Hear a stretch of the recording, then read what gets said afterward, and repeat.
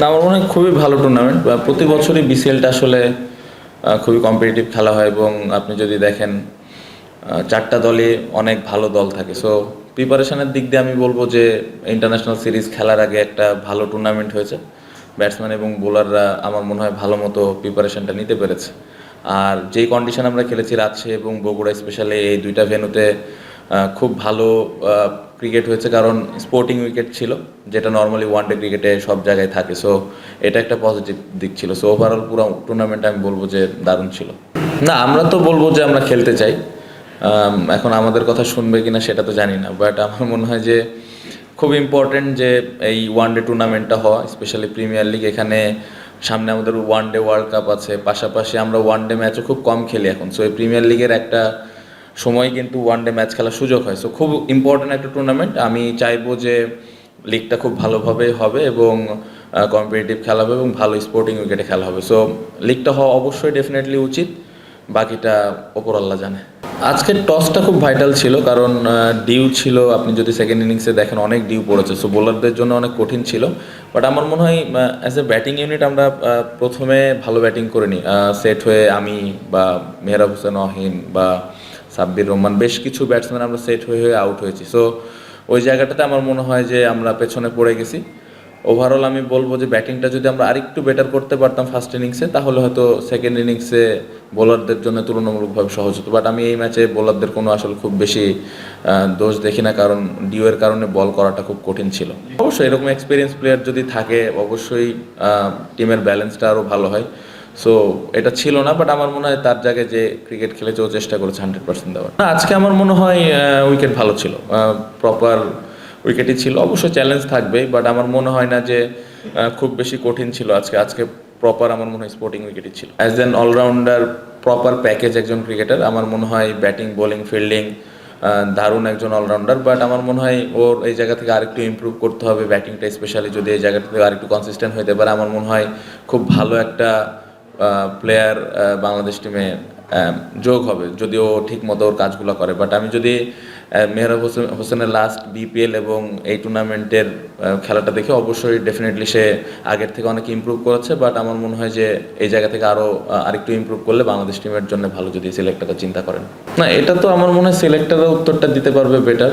Captain আছে, তারা আরও বেটার উত্তর দিতে পারবে। কারণ আমার মনে হয় অ্যাজ এ আপনি যেটা বললেন যে লিডারশিপ গ্রুপের একজন আছে আমি, বা আমি এক্সপিরিয়েন্স ক্রিকেটার, এই জায়গা থেকে আমার টার্গেটই থাকবে আমি কীভাবে ইম্প্যাক্ট রাখতে পারি, কীভাবে আমি কনসিস্টেন্ট পারফর্ম করতে পারি, দলের খারাপ সময়ে কীভাবে আমি পারফর্ম করতে পারি, এটাই আমার কাজ। আমার মনে হয় সিলেকশনের বিষয়গুলো নিয়ে কোচ, ক্যাপ্টেন এবং সিলেক্টররা আরও বেটার আইডিয়া আপনাকে দিতে পারবে। আমার মনে হয় অ্যাজ এ ব্যাটিং ইউনিট আমরা লাস্ট 10টা-12টা ওয়ানডে যাই খেলছি, আমরা ঠিক মতো 50 ওভার ব্যাটিং করতে পারিনি।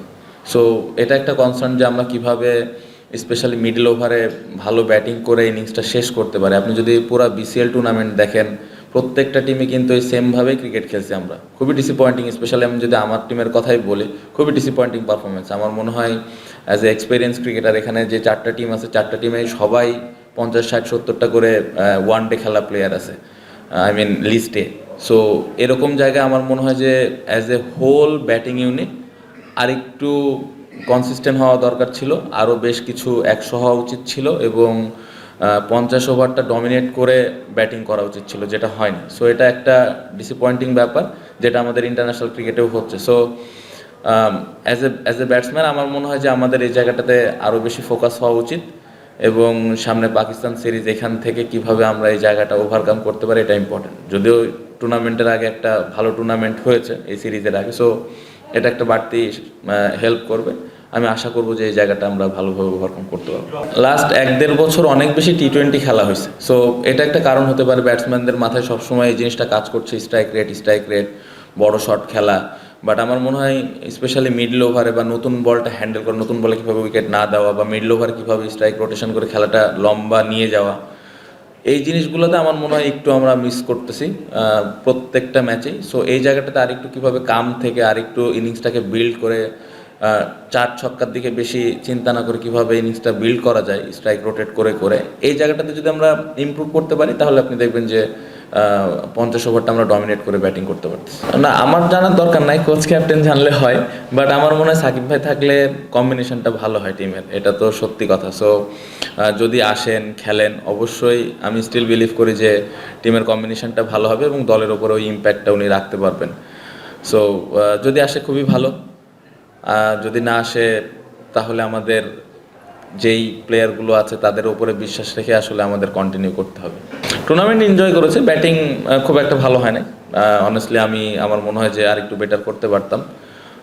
সো এই জায়গাটা আরেকটু যদি ভালো হতো অবশ্যই ভালো লাগতো, বাট হ্যাঁ, এইখানে এই টুর্নামেন্টটা অনেকদিন পরে ওয়ান ডে টুর্নামেন্ট খেললাম। সো আমার মনে হয় যে এরকম ইন্টারন্যাশনাল সিরিজের আগে এই টুর্নামেন্টটা আমাকে হেল্প করবে ইন্টারন্যাশনাল ঢোকার আগে। ভাই এগেন আমার মনে হয় যে কোচ ক্যাপ্টেন এবং সিলেক্টর চিন্তা করবেন তারা আসলে কোন প্ল্যানে আগাবেন, বাট আমি অ্যাজ এ ব্যাটসম্যান হিসেবে সবসময় মনে করি এবং ওয়ান ডে যেভাবে খেলা হয় স্পোর্টিং উইকেটে খেলা উচিত, বাট আমার মনে হয় কোচ এবং ক্যাপ্টেনের একটা অবশ্যই ডেফিনেটলি একটা স্পেসিফিক প্ল্যান আছে। সো তারা যেই প্ল্যানটা করবে আমরা অ্যাজ এ প্লেয়ার ওই প্ল্যানটাকে 100% ব্যাক করবো এবং ওই অনুযায়ী খেলার চেষ্টা করবো। ব্যাটসম্যানের কাজই হলো যেরকম কন্ডিশন থাকবে ওই কন্ডিশনটা অনুযায়ী ব্যাটিং করা, ওই চ্যালেঞ্জটা অ্যাকসেপ্ট করা। সো আমি যেটা বললাম যে টিমের যে প্ল্যানটা থাকবে ওই প্ল্যান অনুযায়ী আমরা চেষ্টা করবো খেলার।